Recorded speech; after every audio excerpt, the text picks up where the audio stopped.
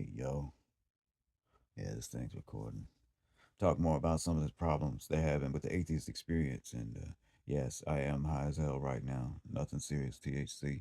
It's not, its effects on me are mild. No big deal here, people. But seriously, the atheist experience, knuckleheads, they got biologists like Forrest Gump or Forrest Valkai. I'd say he's Forrest Gump. He's the Forrest Gump of science, I would say.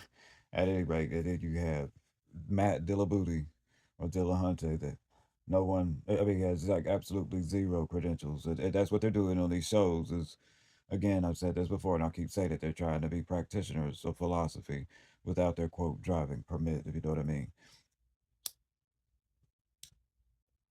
But, you know, me personally, it's really, you want to love your family and treat them right and stuff like that. And so, it's a wash.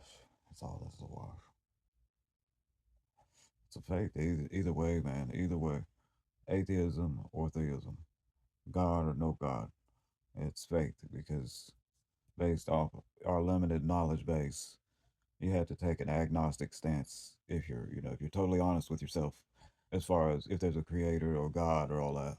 You have to just admit and be honest and say, I don't know, but I choose this or that.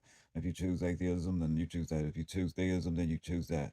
And some, just maintain that agnostic base of neither having faith nor disbelief. And so then you are like more like me. I'm more like an evidential agnostic, which is, I seek things to be evidence. However, that doesn't necessarily apply to the case of God unless you're saying God is the universe, and then all the evidence and science becomes involved. So in the case of the pantheist, which that's what I lean towards, that's actually my faith because I can't substantiate it as a fact. So I'm an agnostic pantheist, which includes deism from my perspective, pan-protopsychism, perhaps panpsychism.